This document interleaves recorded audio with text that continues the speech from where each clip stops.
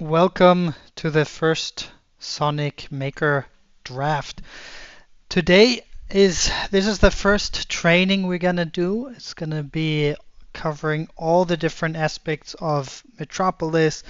What kind of pools are there? What are farms? How does everything work?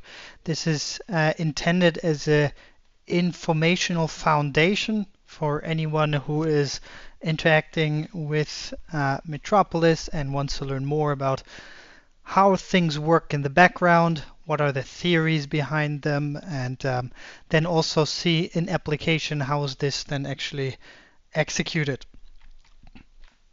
in the protocol itself if you try to do stuff.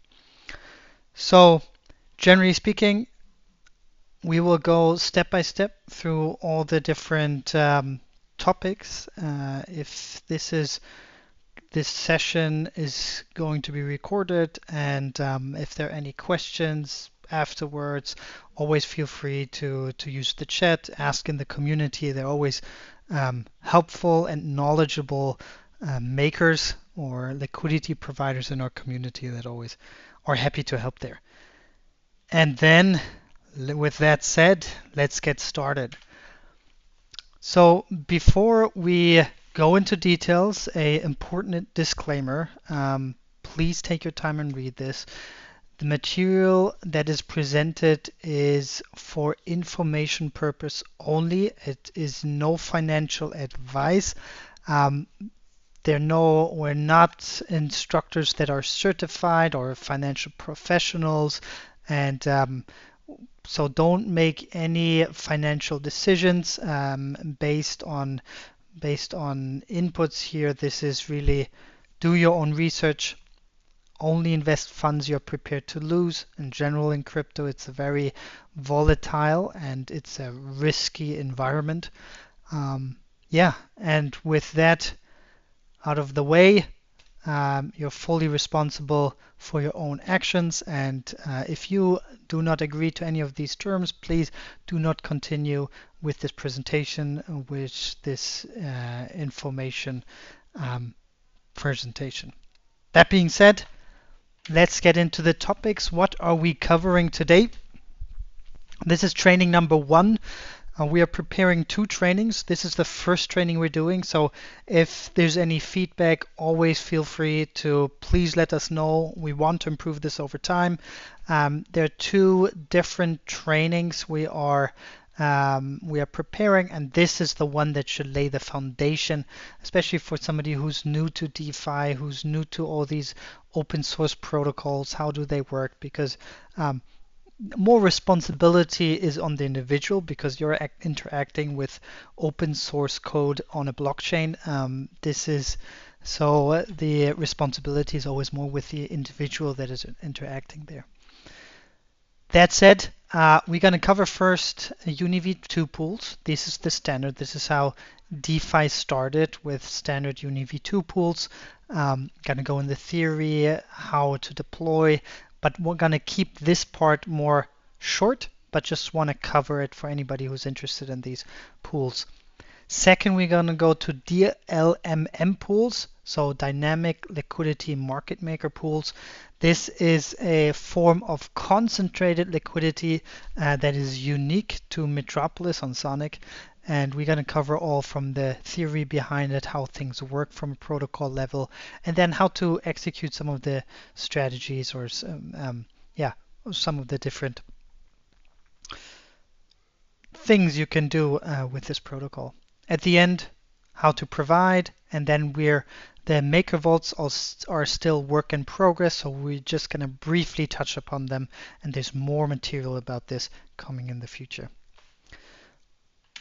So let's start with Uni V2 Pools. What's the theory behind it? And what you can see here is you see a graph. On the left side, you see the liquidity. And on the bottom side, you see the price between 2 tokens from 0 to infinity. And what is shown here or symbolized here as these 2 boxes of liquidity is the token liquidity of each token. So token A and token B. And to To simplify it, in a Uni V2 pool, you have all tokens are always 2 tokens in one pool, and they always need to be balanced in a dollar sense. So token A and token B always need to be balanced, that each side has as much dollar value in it. And with this, these are pools that are very good for base liquidity because they always allow trading as long as there's a certain amount of liquidity in there. However, it is less efficient. What you see here is the indicated the trading range. It's between $40 and $50. This is just an example. So trading is happening here, and only this liquidity here is used, and this is idle liquidity on the side. This is the disadvantages of Uni V2 pools. But they're really easy to use and very hands-off. So just having this base done here, let's get into it. So on how does it technically work on Metropolis?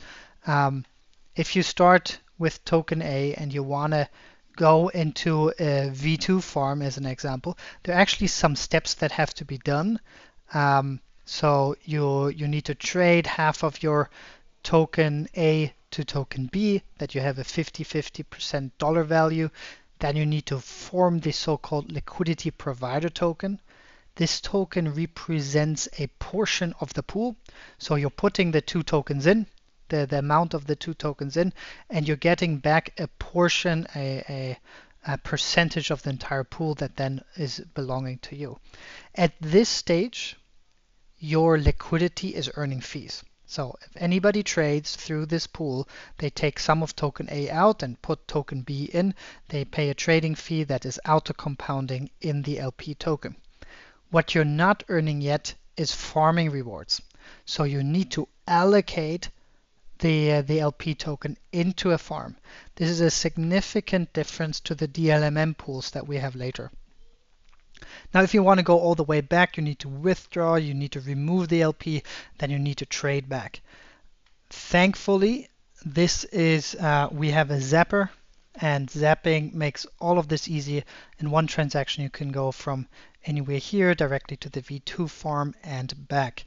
And what I want to do now is just quickly go on Metropolis and just show you how this looks like. That it's not just theory, but that it's actual, you get a sense of how this works. So what we're talking about are here the so-called simple pools that are described here, and let's see how this works. So joining now, I need to take a V2. I click here V2, and I'm going to take Metropolis. Now I already have some Metro token here. So if I, for example, take half my Metro token, you can see already that the other side gets populated because they always need to be in balance to each other. I enable Metro, confirm, I deposit, confirm,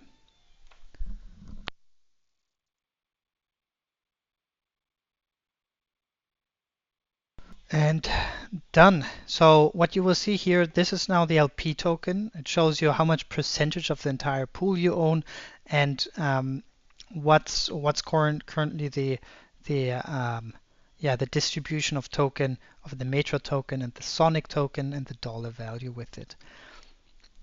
There are more stats here. I don't want to go now too much into detail, but where you're out on right now is you form the LP token, but you still, if you want to earn farm rewards, you need to click on farm up here or through the navigation bar, click. And then you see, okay, these are all the different farms. This is the one you have. You click here, and now the zapper opens if you click deposit here. So the zapper, you can choose the LP token. You can choose to put either Sonic token or use your Metro token to go in. So first of all, I'm going to use this and zap into this. Not zap, but just deploy the liquidity. There you go. Whoop, done. Now the liquidity is in the farm, and I'm starting to earn farming rewards that I can harvest here. Now, I said that we have a zapping function that makes all of this easier, and I want to do this as well quickly. So if you're on farms, you can click deposit and you can, for example, just choose Sonic token, take 20 Sonic token, and it will automatically do the swap, add the liquidity, and then farm with it. So I'm going to click this quickly, confirm, and it goes in one transaction through, and you're finished. And the same thing when you withdraw. So if I now withdraw, it's again the zapper, and I can choose if I only want to withdraw everything to Sonic, everything to Metro, to the LP token, or to have each one weighted. So I'm going to go each one weighted, unstake it again. So it's quite straightforward, and this was kind of the beginning of DeFi, these kind of pools. So if you're already familiar, this is not too new for you. That was zapping. These were the simple Uni V2 pools. Now let's get to dynamic liquidity market maker pools, so-called DLMM pools, or how they're also called is liquidity book, as these bins in DLMM, they are like a liquidity book. So if you're familiar with the central exchange, that is an order book. This is similar, but it's just not orders, it's liquidity. It's a book full of kind of liquidity bins there. But before I get ahead of myself, let's dive in. DLMM pools. So let's start from a theory. Before I shared you how a V2 pool looks. You have now the same graph. You have on the left side liquidity. You have on the bottom side the price. It's now shown for the same token between 0 and infinity. Trading ranges between $40 and $50. And one important what you see directly is more of the liquidity is actually concentrated within the active trading range, and only a smaller portion of the liquidity is idle outside of the trading range. This is the benefit of concentrating liquidity. It allows you to create more efficient liquidity. However, the management of this liquidity needs to be more active, because as soon as the price goes out of here, you will end up with only one token or the other, and depending on the movements, this will be the weaker token at that time point. And this is so-called impermanent loss, because if you would remove your liquidity at that point, you will be left with the weaker token of the two at that point of time. So if you speculate on the price to go back, then the permanent loss is removed again. So let's say the price moves down here and moves back here, and the impermanent loss is gone again. That's why it's called impermanent and not permanent. It only becomes permanent when you remove your liquidity. This was, if you're new to all of this, this might have been heavy, but feel free to then go through the recording, and there's more information about impermanent loss that can be easily read online. A quick direct comparison, V2, DLMM. V2 generally less efficient, a lot of idle liquidity, it generates less fee and revenue, but little maintenance needed, and it's a good base liquidity for small market cap tokens. And you have a lower potential for impermanent loss there, because liquidity is very widely spread. Now for the higher DLMM, they have a higher fee revenue. They allow zero slippage trading and zero price impact trading within bins. I'm gonna cover this in a minute more. And you have single-sided liquidity deployment. It is extremely flexible.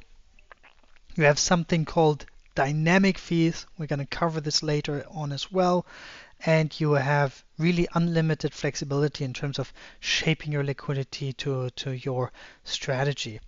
It requires active management, and with that, it has a higher potential for so-called impermanent loss, or if you're using this to, let's say, trade actively, impermanent profit. So this can be a disadvantage, but it can be also move to a advantage if you're very skillful and know what you're doing. Now, let's come to bins. What are bins? In DLMM, we often talk about bins and strategies and deploying bins. And if you're not familiar with DLMM, that word is probably new to you. And this is the structure of a dynamic liquidity market. Making or market maker is the liquidity is concentrated in so-called price bins. So you have here now illustrated P1 to P7 are different price points. And for each price point, there is a liquidity pool that holds the liquidity. And if you deploy liquidity, you deploy it over a certain area. Let's say you deploy over this entire area. You're actually deploying 7 different small liquidity pools, so-called liquidity into 7 different bins or small liquidity pools. There is always only one active bin. The active bin has both tokens inside, token A and token B. An active bin means that trading happens in this bin. Everything on the left of that is token A, and everything on the right of that is token B. Now, what happens if this liquidity is used for trading? And this is illustrated here. If trading goes back and forth here within the bin, this is what one of the big benefits of Metropolis and a DLMM is. This is price impact free trading. So a trader does the trade of a trader does not impact the price as long as the trade is smaller than the liquidity that is provided here in the bin. So you can trade, if it's very concentrated, you can trade larger amounts without any price impact. And this is very interesting for creating deep liquidity. Now, if the trade that is being conducted is larger than the liquidity that is concentrated within that bin, it moves over, and this is where the trader encounters a price impact.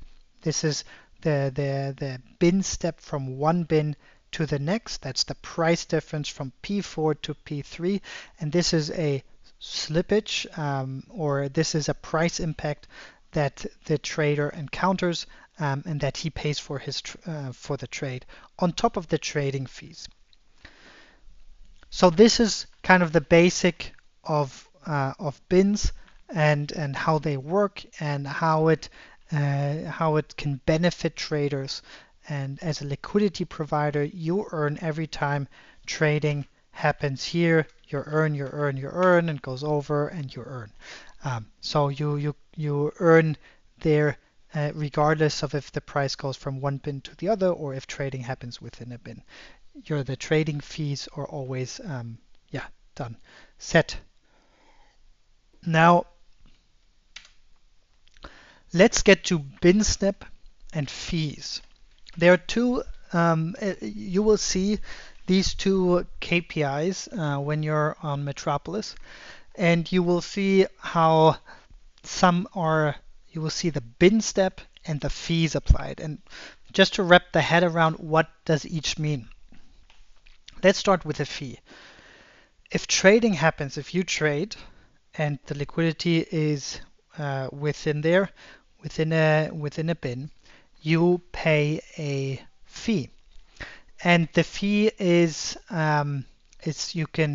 there are different pools where the standard ones everybody can open is from 0 to 5% all the way to 0.8% per trade that the trader pays. But there are also lower fee amounts with 0.05% for stable pegged assets or tokens. But these are not the standard that anybody can open. These are rather on request, need to be enabled. Yes, so this is the setup of fees. So it's always paid by the trader, and no matter if the trade is within a bin or goes over. Now the bin step defines of how far the price changes from one to the other.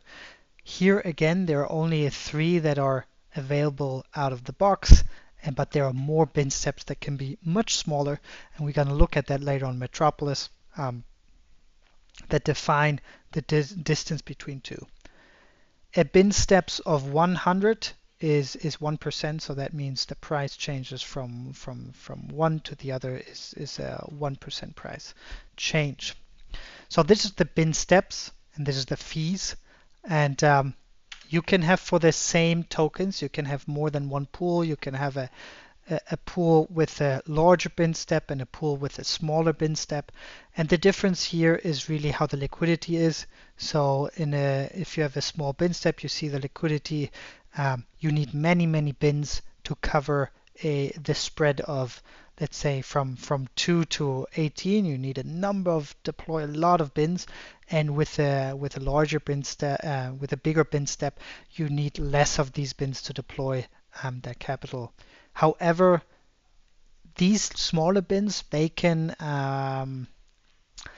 execute smaller price fluctuations. So even if the price just moves a little bit, with the small bins, arbitrage bots and aggregators take advantage of that, and it will create volume. Whereas the larger bins, this bin or this pool might be unattractive for aggregators and arbitrage bots, and it will only start picking up if there's a larger price swing. So this is more sensitive to price swings. The larger bin step is less sensitive to price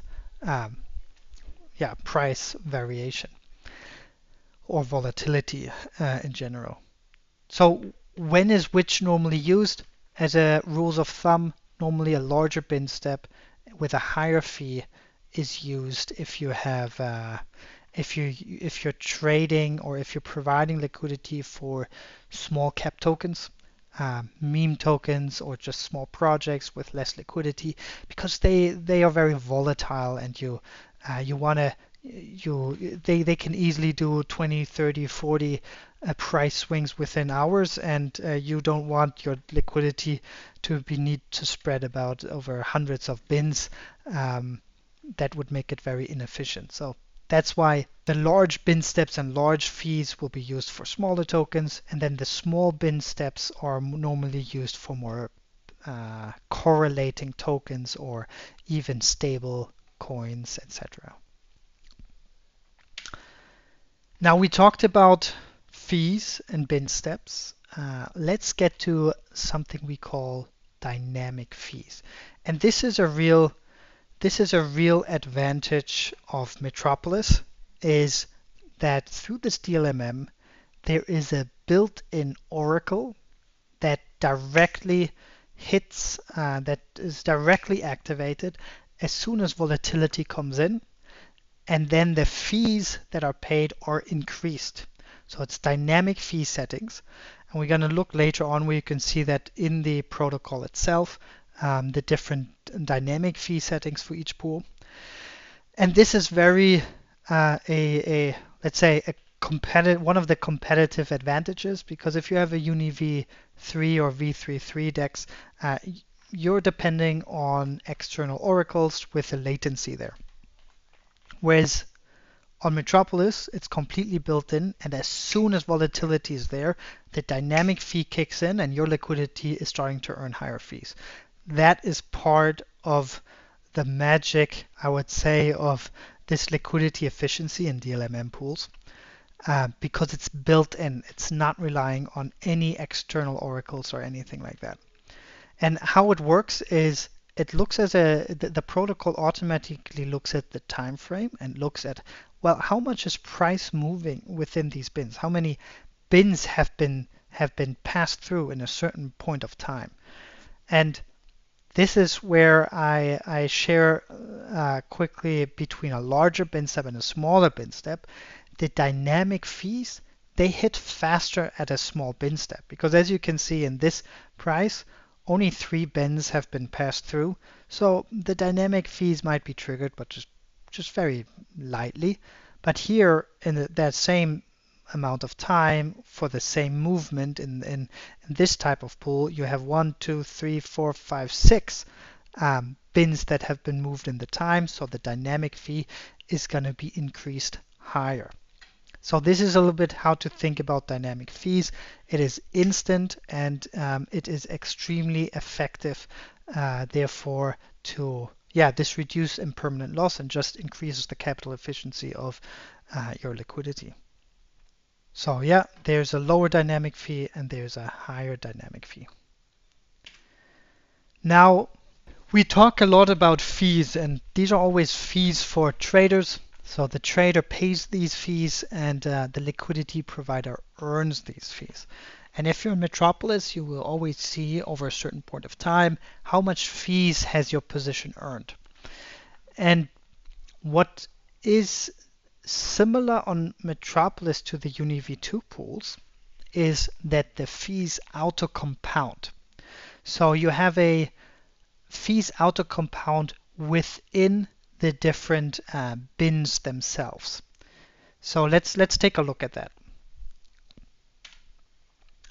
This is if you have your liquidity deployed over a certain time. So this is how it started when you deployed. Trading went up and down, up and down, up and down, and you come back after a couple of days. There will be a portion that you will see that your liquidity is not so straight anymore, but you see these little hills and valleys on your liquidity. And this comes from the fees that have been generated in the different pools over the time. And you can see exactly where has been more, where did more trading happen and where did less trading happen. And this can be also a very good indicator for you. Oh, okay, this is a very good place to provide liquidity. If the price comes back here, I know already this is very, this is where, a lot of trading happens, where a lot of liquidity lies. And so your liquidity earns fees, they auto-compound within the bins. So if you don't remove the liquidity, your fees are impacted by impermanent loss or impermanent profit, depending on how skillful you can play that. But for everybody who's more passive and says, I'm going to provide my liquidity there, and after a longer period of time, want to come back and take it out and monitor a bit less. So this would probably be rather impermanent loss, as you're not actively playing these swings. That said, this is how they auto-compound. And one last topic to DLMM, and then we're almost through with the theory part, and then we go on Metropolis and take a look, how do all of these different things look like?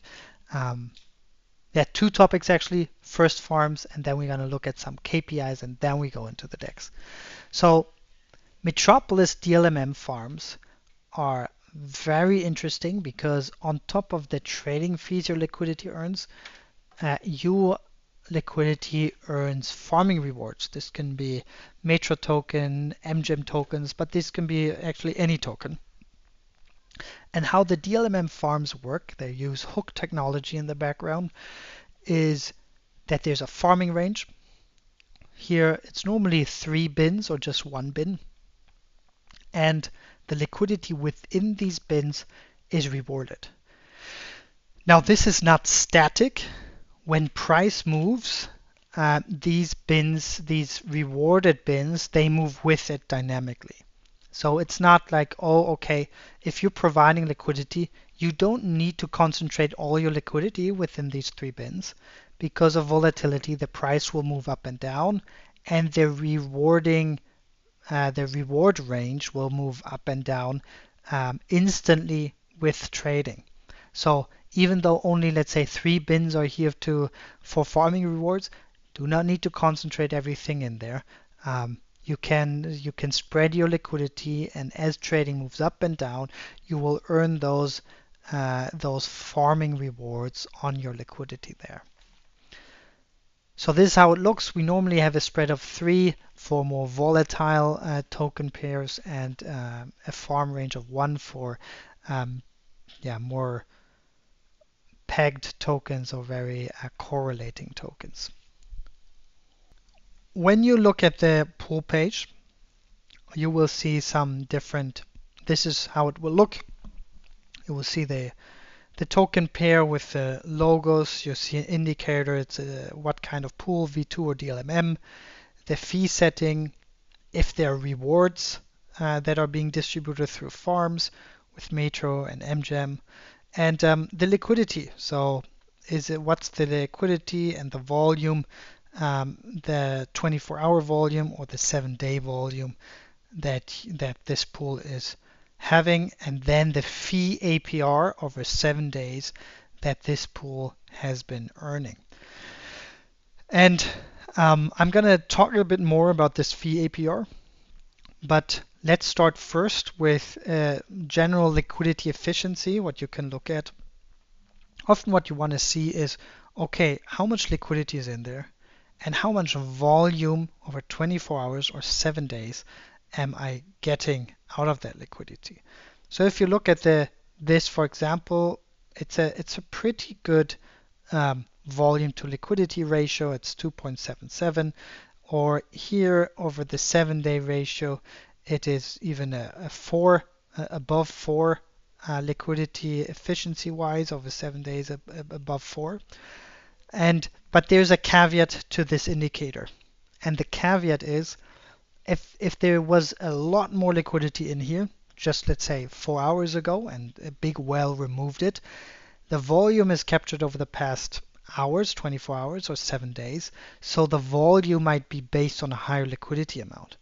And vice versa, if somebody just adds on right now, let's say $1 million of liquidity in here, then the volume of the 24 hours that has been mostly based on this liquidity will appear smaller.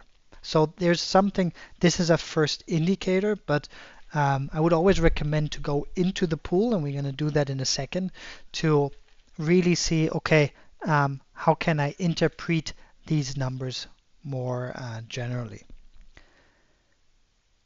Another, what you see is the fee APR, and if you see APR stands for annual performance rate, and if you see this is the fee APR over the 7 days, and what it does, it takes the fees over the 7 days and then shows how much return over an entire year, projects that into the future, you would earn.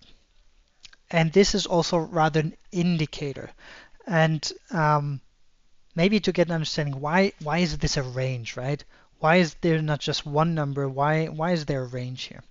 And the reason for that is because this is a DLMM where you concentrate liquidity, the more you concentrate, the higher your fee efficiency, but the more active you need to manage it and the more careful you need to be about impermanent loss. The less you concentrate, this is the smaller number, this is then you have a wider spread, and this is then what you can expect there. Now, this number is just taking the entire liquidity in the pool. So in this case, no matter if it's in the trading range, outside, doesn't care, it just takes all the liquidity in the pool and says, okay, with the volume of this last 7 days, how's the performance? And then you have this higher number. This takes the general spread. This is kind of the standard, plus minus 2% of current price. This is normally the liquidity spread, and says, okay, in this, what is, if you provide liquidity in this very concentrated manner, what's there the fee APR? And this is obviously a lot higher, but comes with the risk I just indicated. Now that was a lot of theory. That was a lot of background knowledge, and I understand if this is new and there are more questions. As said, always feel free, reach out into the community. There are many knowledgeable people that are happy to support and help there. But that being said, now let's jump into the protocol and see how this looks like on Metropolis itself. First of all, we are gonna start. We are on the trade all pools, and right now we're filtered for simple V2 pools. What we're gonna do now is, as we talked, we're gonna go for DLMM pools. There I wanna choose, just as an example, gonna choose a pool and just look at what do we see here. So first of all, this was what we saw before. You see the what pool it is, DLMM type, what's the fee, and here you can already see this is a 0.01% fee because OS is an LST of Sonic, and with that there's a very little you want very little price impact. So for trading to be competitive, it's a very low fee setting. This is the Sonic Boom points that you're earning, and here is this is also rewarded with Metro token. You see the liquidity, and you can see the liquidity in the plus minus plus 2% depth as well, which is shown above if you hover over. You see the volume that has been generating with this, and the fee APR in general here. And as you can see, most of the liquidity is very concentrated because because the difference between these two numbers is not very much. And this is different, for example, with the Sonic SC where you have more of a range here. Now, I told you before, okay, these are fee APRs, but you always need to be careful with if somebody removed or put in liquidity. And how do you do this? So let's take just this big one in the top. Let's start with it. And first of all, what do you see here? What you can see is the liquidity distribution. And as you can see, it's very concentrated actually for a volatile pair. And you can zoom in or zoom out, and you see also the rewarding range here. So this little grayish behind is the farm that is set, and on the top left you can see what is being rewarded.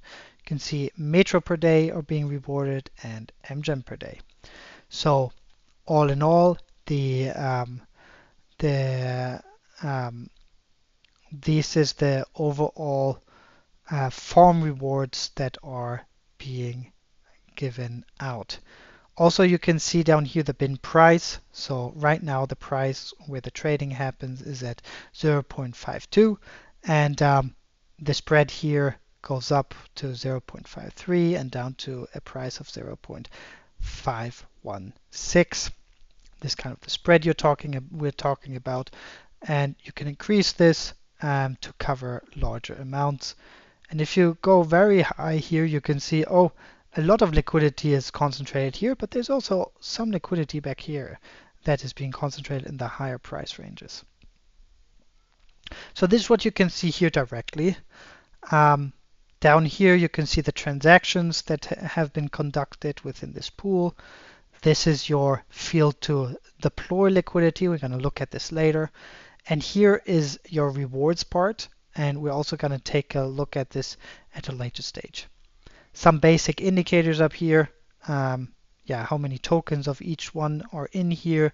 What's the volume? What's the fees that have been earned over the last 24 hours? That's a very important KPI to work with. And you see the fee APR over the past 7 days. And this is also based on the entire liquidity within the pool. Now, I said if somebody had a lot more liquidity in there and pulled it out, then this impacts these KPIs. So what you can do is look here at liquidity and see, okay, has the liquidity been dropping a lot in the past 7 days or rising? And you can see, hey, there's actually a rise probably. If I go back 7 days, now 1, 2, 3, 4, 5, 6, 7. Overall, the liquidity of the past 7 days has been quite stable. So there should not be too much screwing with this number. Now there's one more. There's the info section. You can see here about the pool, the token contracts that you can see here. You see the bin steps, the pool version, and this is the dynamic fee. So you can see 0.25%. That's the base fee. That's also the fee you can see indicated up here. But with dynamic fees, it can go all the way up to 1.23% per trade. And this is when a lot of volatility happens. So this makes it very efficient to use these pools. Now this is how all of this looks. One more thing I want to show is different to the V2 pools, where you need to allocate liquidity into a farm. Here, the liquidity, if you deposit liquidity through these hooks, you're automatically participating in the farming rewards. You do not need to allocate that liquidity into a farm in a second step or anything. And so on the farm page, if you click up here or go over Earn Farms, you will see all the pools that are being rewarded with which tokens. And there in the reward range, you can see both. So what's the APR of that are being paid out in Metro or MGEM tokens, and the trading fees on top. And then you see the overall number that this creates. So you can see where incentives are being distributed more and where incentives are distributed a bit less.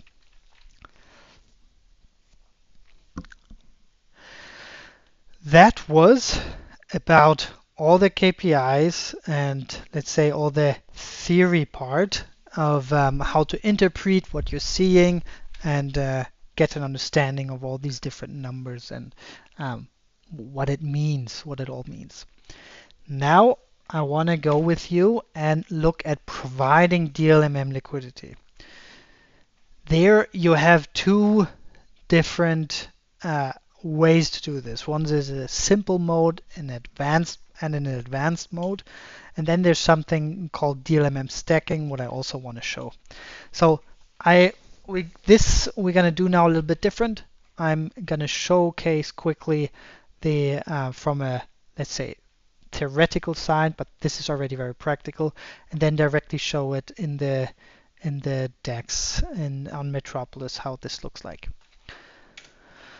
So DLMM simple mode. So if you provide liquidity, automatically you will have the simple mode activated, and you will have here different things you can choose or you need to choose before providing liquidity. So first of all, you need to input how much of each token you want to allocate. One thing to note, in this simple mode, you need to provide both token A and token B, in this case Sonic and USDC. But the ratio doesn't need to be 50-50%. You can literally put in 1 cent of USDC and thousands of Sonic. That all works out. It just needs to be a bit in both fields. So you need to have in your wallet both tokens. Then this is simple mode. Later we're going to cover the advanced mode and what you can do there. That's then the interesting and fun part. You can choose the spread. So how many bins? 11 bins, 51 bins, 101 bins. And you see down here a simulator of how the liquidity would look like if you would distribute it. So you can see here right now in this example with 101 bins, you have a spread of 0.44 the price to 0.489 and down to 0.42. So what you're talking about is just a 20% spread, 10% up, 10% down. So even if you allocate into this 101 bins, it's still quite narrow spread. Something to be aware of. Always look at these numbers down here because each pool has a different bin step, and therefore always be aware how far am I spreading actually the liquidity. You want to have that spread at if it's more volatile, you want to have probably a wider spread if you're expecting a lot of volatility in the market. Now, let's just jump to Metropolis and take a look how this looks. I'm going to go here, starting at the farm page this time. I'm just going to choose any part. Let's say I'm going to use the OS Sonic here, and then I can deposit directly, use simple mode. I need to have both there. I have, so I just put 20 here and I put 10 there. just as an example. Here I can choose the bins, how far I wanna spread it. It's quite straightforward. We covered that this is about 10%. I rather want to spread it further, so I'm gonna allocate it like this. Enable, provide liquidity, confirm again, confirm in the wallet. And that's already done. I can see it in the background, so I can click this away. It says out of range. That's probably not right. So if I click here now on manage, I can see it's totally fine in range. Trading happens. And yeah, I can see my position. I can see my balance, how much of each token, the fees that I've earned so far. And now let's also, before I said there's here this rewards part, because this is it rewards Metro token, 387 Metro token are distributed in this pool per day.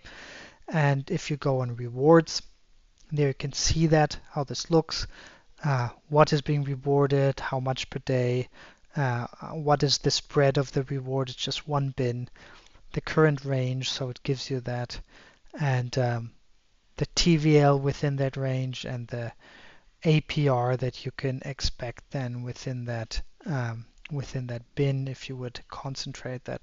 And here's your own rewards you could harvest here, or you can, if you're back on farms page, you can also harvest here just by clicking and then harvesting there. So this was simple distribution. Thinking back, OS is a LST of Sonic, so I spread it now 10% up, 10% down. That was probably you wouldn't have to spread it so far so much. You could go with a more concentrated approach there. At least I would personally probably do a more concentrated approach. What you do at the end with your capital is up to you, but just to cover that from a theoretical part, OS is an LST and Sonic is the Sonic token, so OS is an LST of Sonic, so therefore they should be in theory correlating more closely. Okay, let's go back. This was the DLMM simple mode. And what I want to do now is let's look at the advanced mode, because with Liquidity book, there's a ton you can do, and this is probably what you've seen on social media or other users post. You can do different shapes. You can do one-sided liquidity, both-sided liquidity. You can do that very precisely and just manage your liquidity extremely precisely, and with that very efficiently. And let's now go through step by step. Now we're getting to the part that is for the ones that really want to play with the protocol and get the most out of the protocol. So generally there are three different modes. There's the so-called bid ask. The bid ask will put less liquidity into the active bin where trading happens right now. And as the price is in the price bins away from it, it will step by step increase the liquidity deposit. So if you would deposit in a bid ask position at that current price, the more the price swings away, the higher is the liquidity approach. Bid ask is often used for stuff like swing trading, but we're gonna get into that, or dollar cost averaging. We're gonna get into that when we cover this one precisely. There's curve. Curve is quite the opposite. It concentrates a lot at the current price range, and there's less liquidity the further you're away. So when do you normally deploy this? It's normally when you assume even if price swings, it does swing in this way, but it would normally always come back to its fair value or come back to the median. These can be correlating tokens like USDC, USDT, where you say, yes, there can be swings where because of a lot of volatility, they depeg very lightly a while, but then they always come back, and you still want to be earning farm rewards when this happens, but without changing your position, but you don't want to really be um, you want to just keep the position as you expect the price to come back. Spot is like the simple distribution. It's just quite flat. It can still be good if you have a certain trading range of two tokens and you say, okay, I don't really know where in this range um, the, the the the trading will happen, but I know these can be Fibonacci levels or something where you say, okay, it's probably just gonna range sideways between these prices back and forth for a while now. So this is a good way then to just capture fees um, and yeah, and without trying to make a bet where most of the trading happens, etc.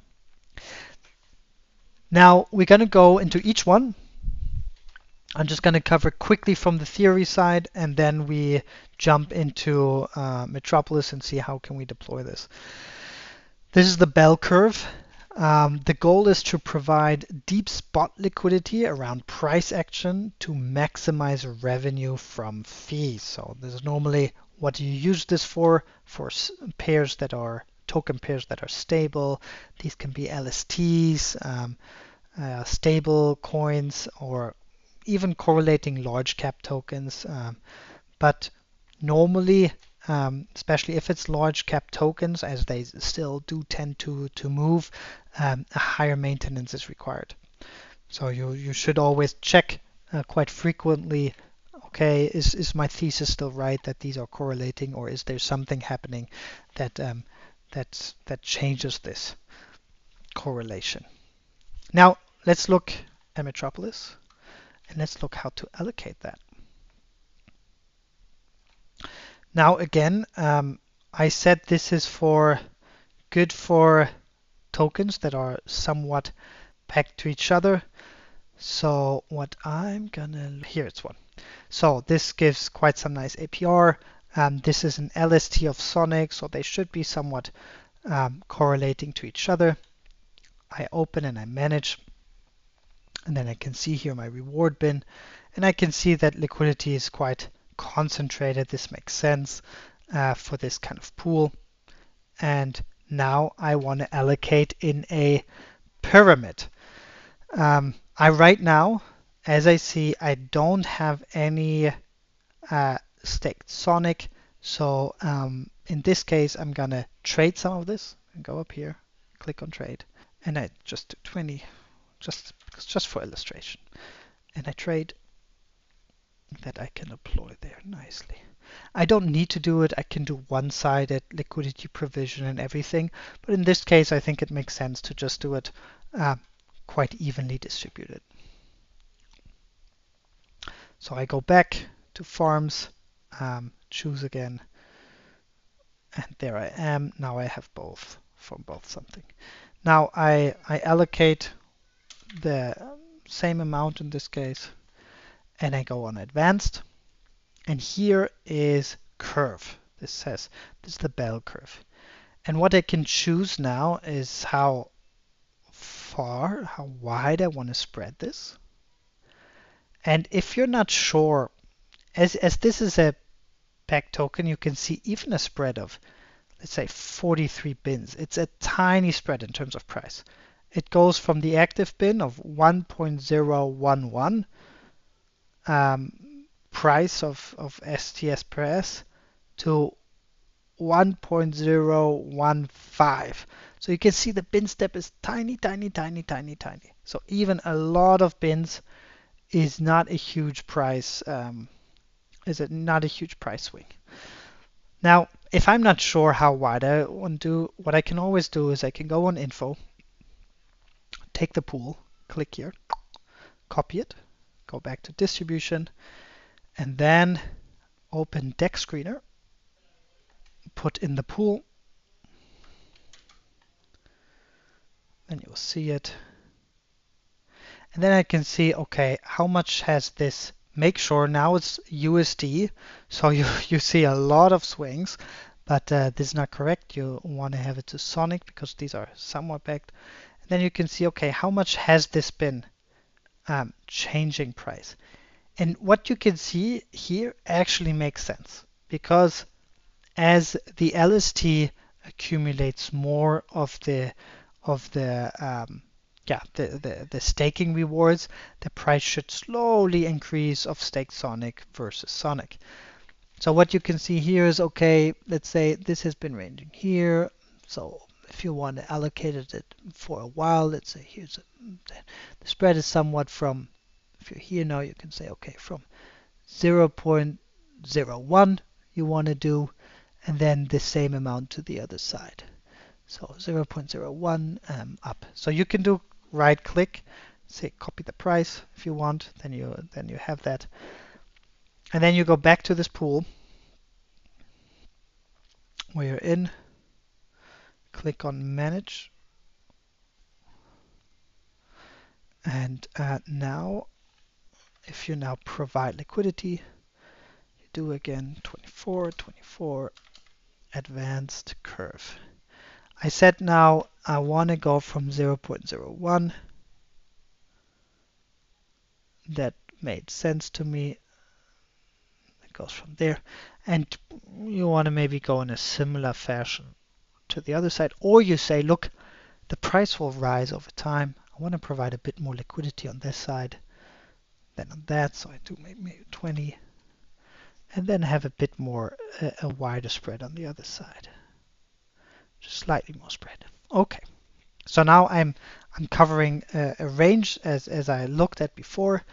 I have this, and I enable, zack, and I provide.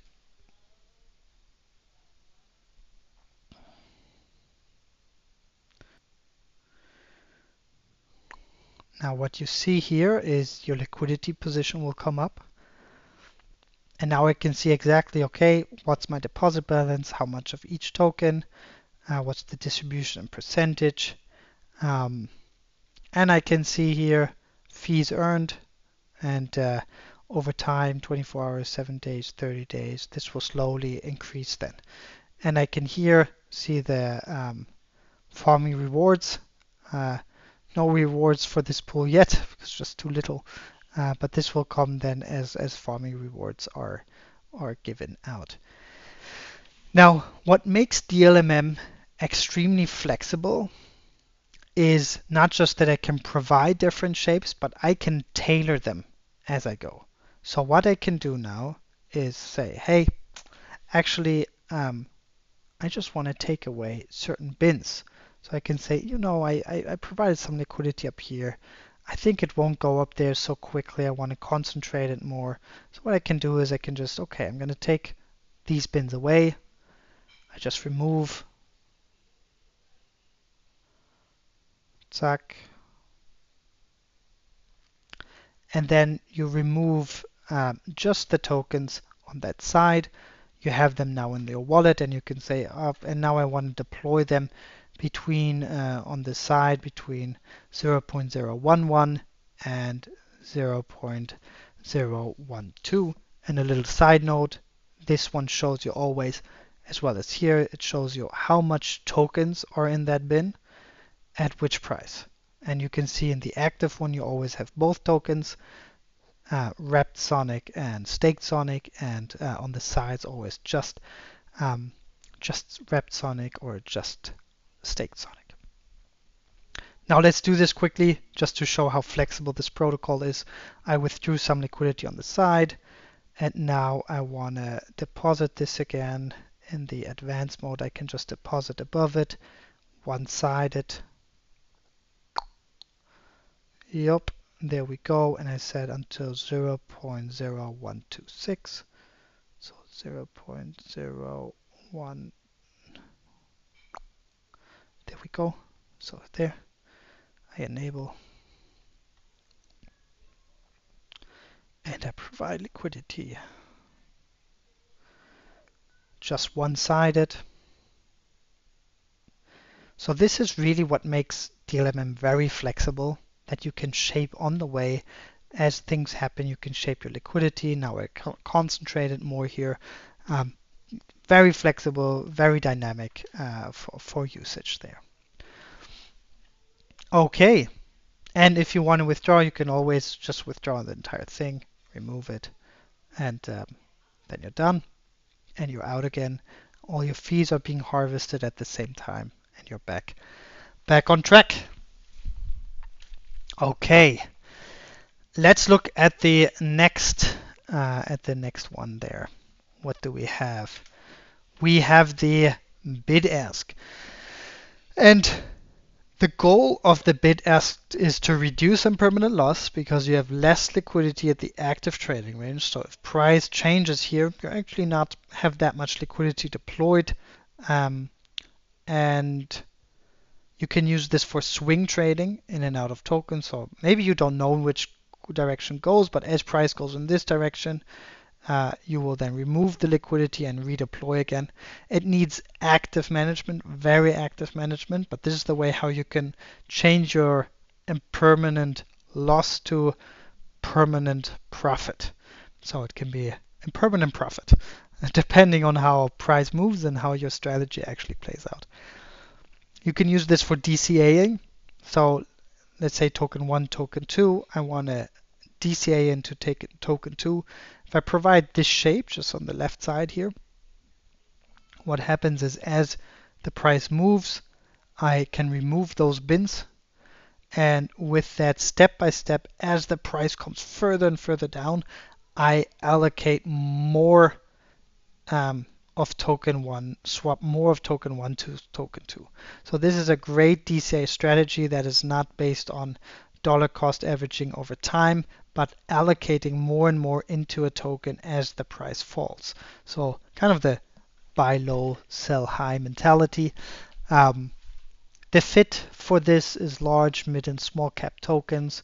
It just needs higher maintenance, but it is an extremely good strategy. And I personally like it a lot because if I use this bid ask for entering tokens, my experience is with the trading fees that I earn on the way and the farming rewards, I almost get the price. Let's say that the price swang all the way down here to the second last bin, and I was active and removed all the tokens all the bins step by step. Entirely, my whole entry point, if I calculate in the fees and the farming rewards, is as if I set a limit order buy at not this last one where the price wicked to, but maybe one or two further, depending on what the bin step is. So you get really good entries because you're on the fees and the farming rewards that compensate on top. And even though you don't know how far the price might swing down, if you're active, if you manage this, you get a very nice entry without needing to know, like being able to pinpoint exactly how far the price will fall on a token. And the same on the way up. So if you then want to DCA out, the same thing. You don't need to be able to time perfectly, oh, this is the price it's gonna hit, and or if it falls short or if it falls further along. You just say, look, the higher this price goes, the more I want to sell of it, and you get very good exit points with this strategy. This is my own experience, but I would advise you to do your own research and try this out by yourself and see if this works there for you in that manner as well. Now let's go in and take a look at how this looks on the protocol. So we're back, and this time I'm gonna choose a more volatile pair.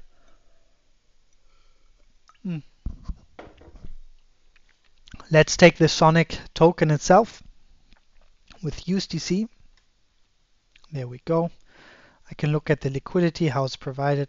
This is very concentrated for such a volatile pair, but it is what it is. I'm surprised about this concentrated liquidity here. But so how does this work here?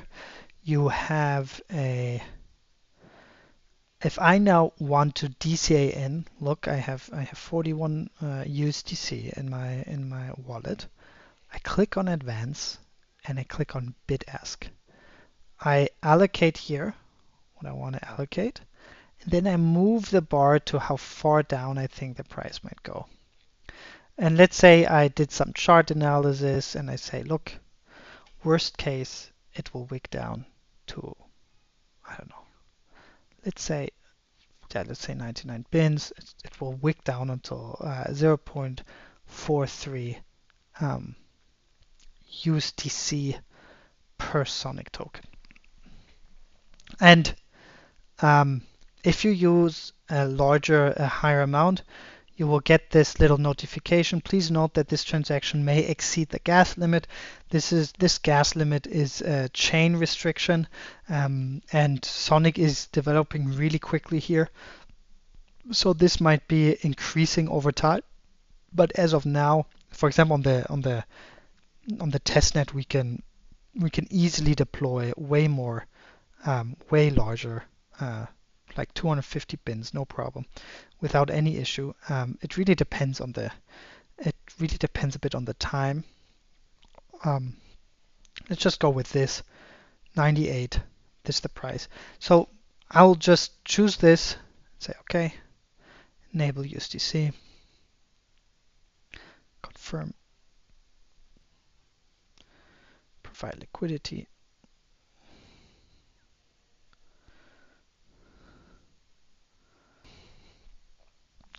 And this way I'm now DCAing into Sonic more and more the more the price drops.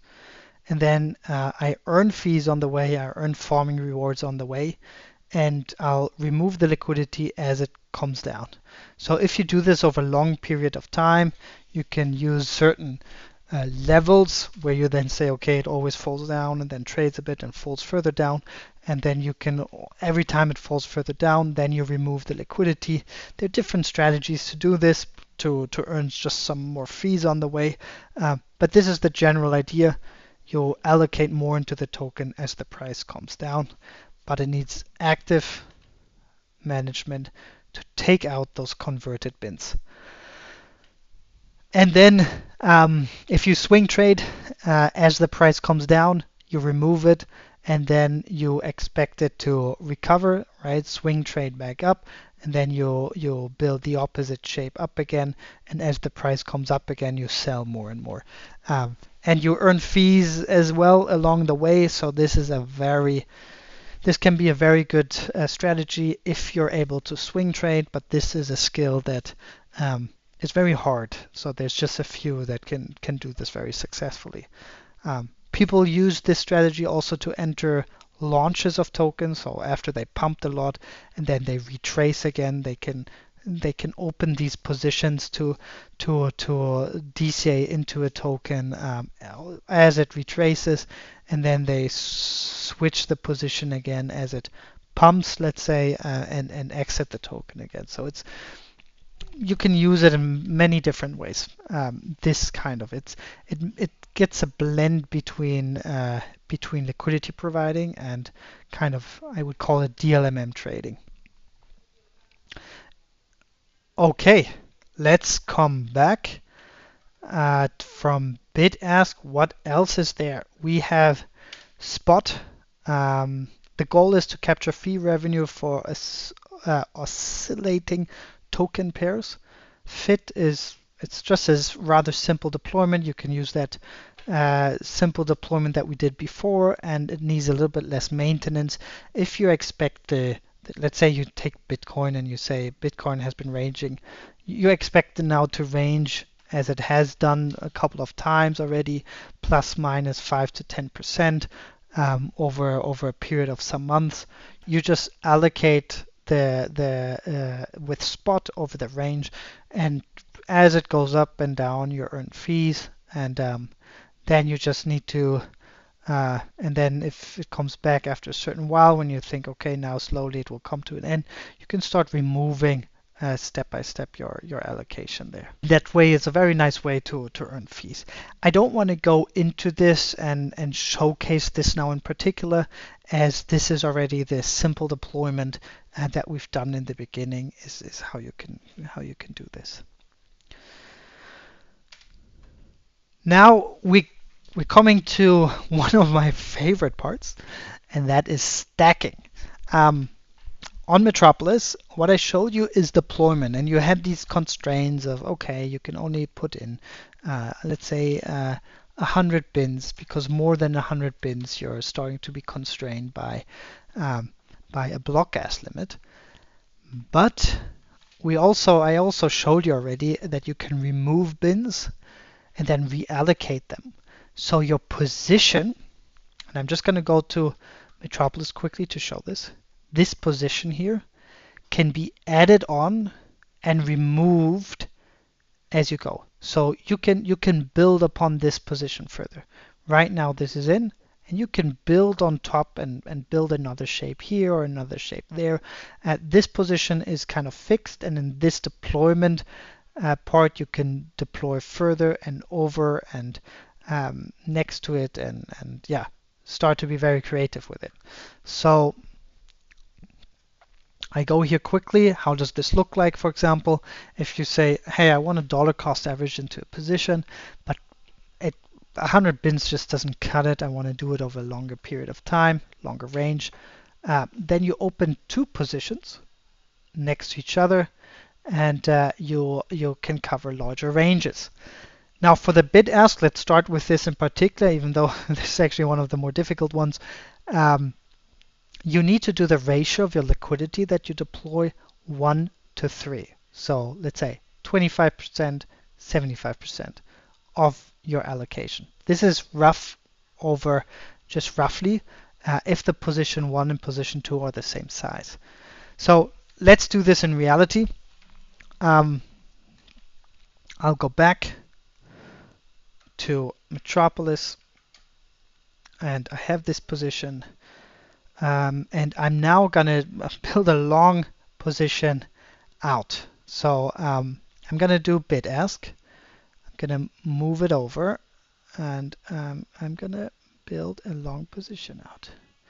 And let's say here I'm gonna put in, because it's 2 to 3, so I'm gonna put in 20 Sonic token, and then I'm gonna take, let's say, let's say 90 bins.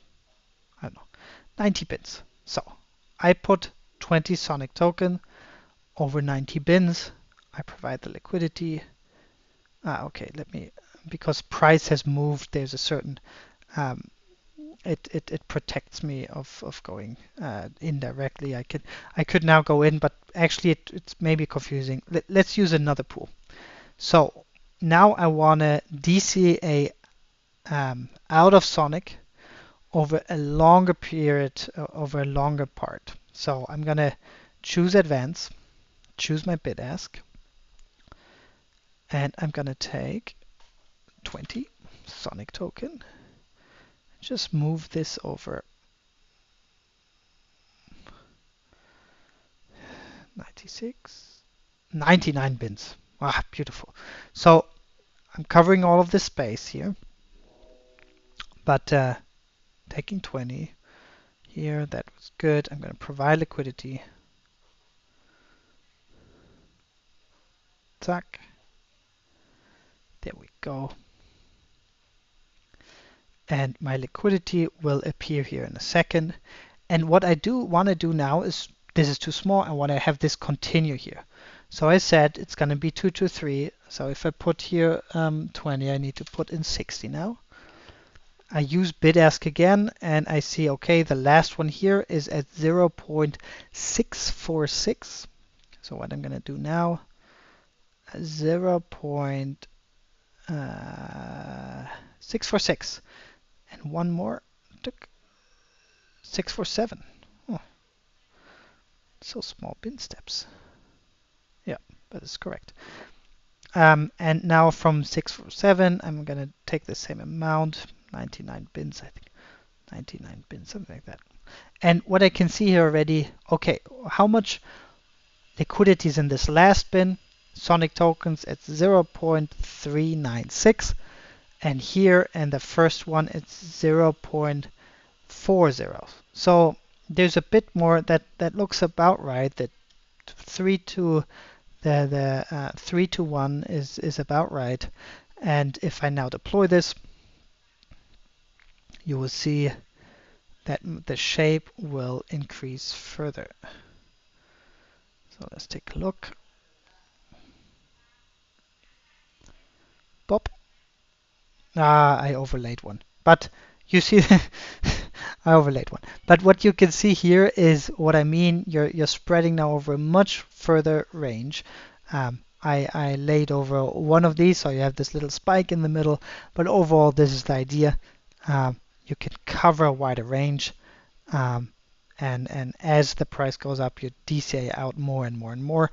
And you can add more to it, right? So now you can do another allocation on top of this, and you can add more. So this is very, I think, very handy to build good positions there and allocate that there. Okay, that was stacking. Not all of it, but the first type of how you can stack tokens. I'm going to withdraw the tokens again because I might need them later, and don't want everything in positions again.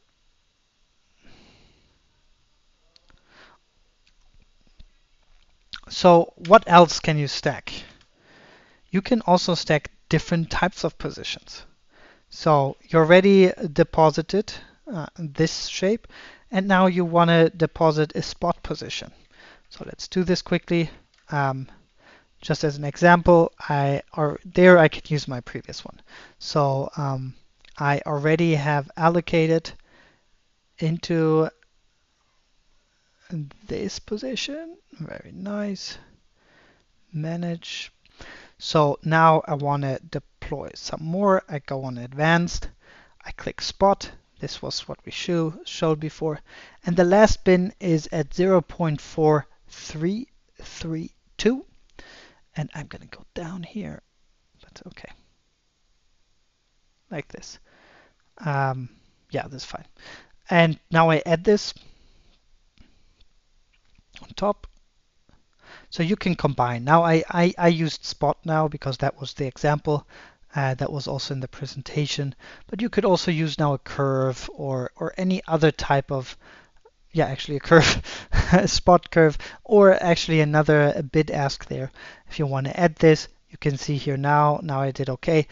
I DCA into the token as it goes down, and if it actually wicks even lower than this, then I really want to double down and I allocate this big kind of wall here into the token as well. Now let's get back to the slideshow. But you cannot just combine these positions next to each other and stack them. You can also stack them above each other. So if you have a position, let's say a bid ask position that you already have open, you can add another just on top, just be on top of that range. And for example here, because you say, hey, you generally want to have the effect of a bid ask, reducing your impermanent loss, but you'll lay below a spot position just to increase your overall liquidity in there, because you want to have this effect, but you still want to earn a bit more trading fees at current trading. Yeah, so what I could do, for example, here now, just like there, I want to earn, so I take bid ask, and I'm now just going to put 50%, 13, and put here 14, something like this. So somewhat similar. I have my position, and I'm enabling. I'm doing it and allocating this right now. Probably for this pool, it's not the best shape to choose, as these two are correlating to each other, and you probably are here for the fees and the farm rewards, and this one at the current state would give you the opposite of a lot of farming rewards. You have almost nothing allocated here, and this can be shown here. Most people are really one bin farming this, and I'm going to show this in a second as well. And now you say, okay, this is good, very little impermanent loss, but too little fees that I'm earning, so I'm going to put another amount in there as spot, and I'm going to put it underneath. Same spread, that looks good. Enable, And now you will see in a second how the allocation increases. The overall height of the position increases. Whoop, so you see this now. Pop, now it went up. So now you're earning more here, and you still have the effect, but you tempered it a bit with a spot position underneath. Now what you can also do is one bin farming. And I'm going to show this quickly, and this is for very correlating tokens. It can be interesting, right? So you go to all pools. What is very correlating is, for example, USDT, USDC. Let me see. What you need is both of these tokens in your wallet. So I'm now going to take OS, and I'm just going to take 50 that I just can illustrate it. Whoop. And you can see here zero slippage because all of these hops, it's all within bins, so I don't pay that, have any price impact for this trade. Zack, and now I take the other side to USDC, enable OS. It switched now, interesting. Using the Ruby wallet, it works both, right? You can use MetaMask, you can use Ruby, both work. It's no difference.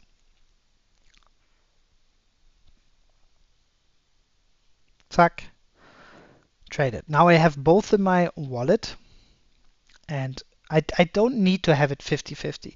I now traded 50-50, but this is actually not necessary.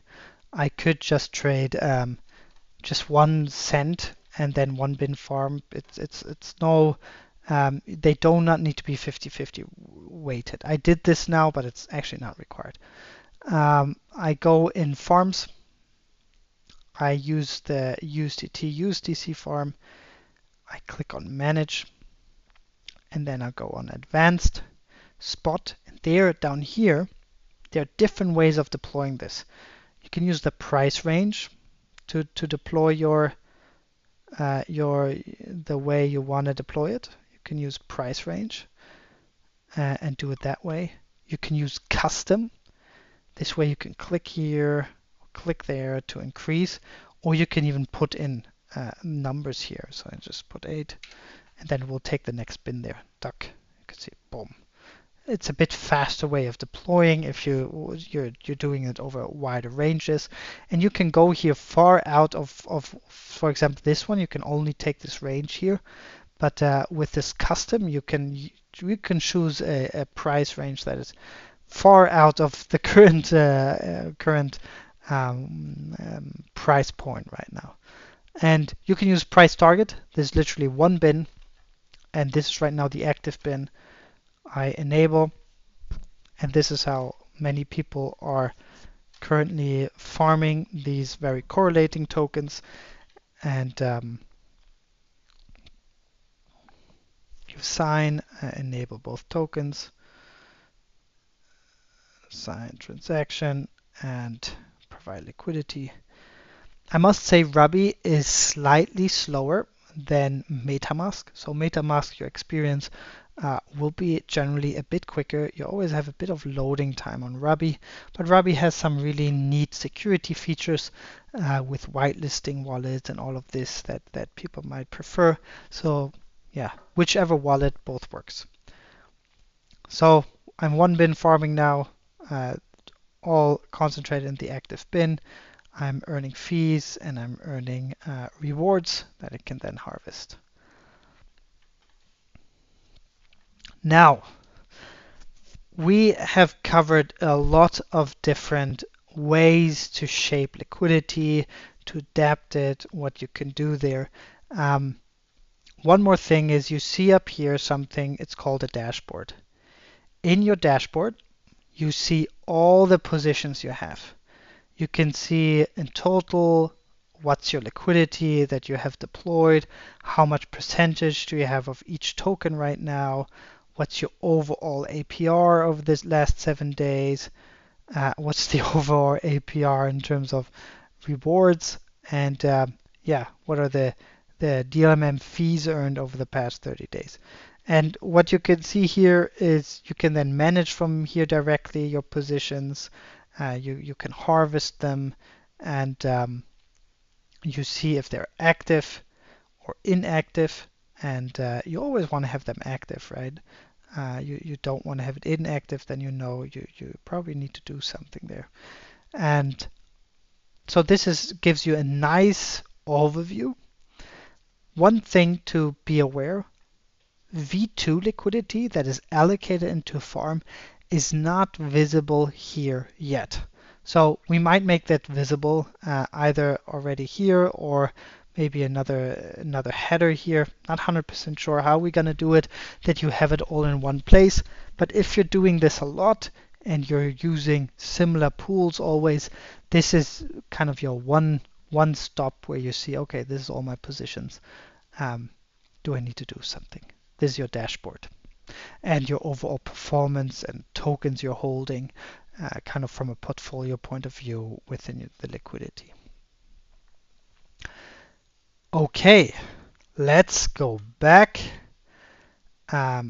This has been all the topics around DLMM pools. So we went through the theory, all the KPIs, how you can double check some stuff, how you can use other tools like Deck Screener to come up with ranges to deploy liquidity, and yeah, just in general, from a very basic point of view, right? And then went to stacking, the simple mode, advanced mode. This is all what we covered right now already. Now there's something which is called Maker Vaults. Maker Vault is right now still in, I wouldn't say beta, but it's just the minimal viable product that is out right now. So we're not going to cover this too much right now. But I just want to give in this course a quick overview what are Maker Vaults and show them also quickly. But there's a lot more coming here, so it would be premature to do a deep dive into Maker Vaults yet. But just to give a head, it's gonna be, Maker Vaults are gonna be a marketplace of DLMM pools. Anybody can open them and manage liquidity. And for users that want to be hands off, they will be able to very transparently see the performance. What can I earn where? Who is managing liquidity better over a longer time horizon? You will start to have historic data there, and then you can make really nice decisions and say, look, this bot, this AI, or this market maker, or just skilled liquidity provider has been performing really well over the past X months or years, and then allocate tokens there. Be hands off. You have one click in and one click out. So this just as what Maker Vaults are going to be. Right now it's really just the MVP. It's testing and getting the first makers on board. But this is really still in the beginning, so not yet ready to do a deep dive. But still, it's going to be a core piece of Metropolis, especially really bringing in easy liquidity management for users and another way of an income for really skilled liquidity providers. And how they work is like this.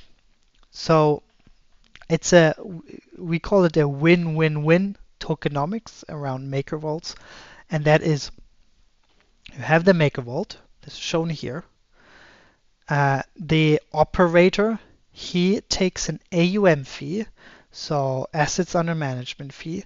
So the entire liquidity that is in the vault, there is a fee that the operator can set between 0.5% and 10%. So depending on his skill level and how good he is at doing that, he might be able to justify a higher fee setting, whereas as maybe more pegged tokens, USDT, USDC, the AUM fee will probably be lower because there's not that much happening there anyways, right? Then there's the liquidity management that the operator does, but it's fully non-custodial. The operator never has access to the tokens in the vault. He only has access to shape the liquidity. Shape the liquidity and decide how much of the liquidity is going to be in a reserve and how much am I deploying as active liquidity in one specific pool. So vaults are pool specific. And then all the trading fees, the farm rewards, the sonic boom points, all of that goes to the participants. So the participants are really the one benefiting, getting all of the fees, so the trading fees, the farm rewards that they can harvest, all of this they get on a continuous basis for providing liquidity into the vault. And it's a win-win-win because participants have a one-click solution with a transparent vault performance that they can just enter and earn all of this. A operator can earn the AUM fee on top of what he's doing anyways, like managing liquidity. And the DEX is earning those 20% trading fee cut that is just the standard, which is then benefiting the Metro stakers and everybody who's earning Metro there. And we have now covered a couple times Metro, so I just want to briefly show that economic model. Traders, 80% of the fees go directly to LPs. That is unique to Metropolis. Most of other DEXs where all the fees only go to the DEX token. This is different here. LPs earn their performance directly by and large. And they earn the farming rewards of Metro. And they can stake them again, Metro, and earn another fee cut of the entire DEX. And they can lock it to participate in emissions voting, 30% of Metro emissions, and boost their favorite pools that way, or earn bribes from projects. So this is also a way of projects coming in. So it's a whole token economy around this. Just want to highlight this shortly because we're talking about farm rewards. What are these farm rewards? And this is a little bit the economic circle of Metropolis, and it's all meant to be sustainable and increase the long-term profitability of each liquidity provider that is skilled and everybody who's then holding the Metro token.